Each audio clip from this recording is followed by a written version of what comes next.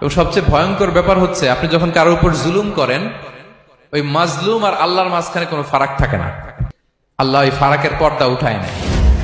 খবরদার, মজলুমের কান্না কখনো বৃথা যায় না। জীবনের কোনো না কোনো সময়ে এর প্রায়শ্চিত্ত আপনাকে করতে হবে। জীবনের কোনো না কোনো সময়ে এর প্রায়শ্চিত্ত করে আপনাকে মরতে হবে।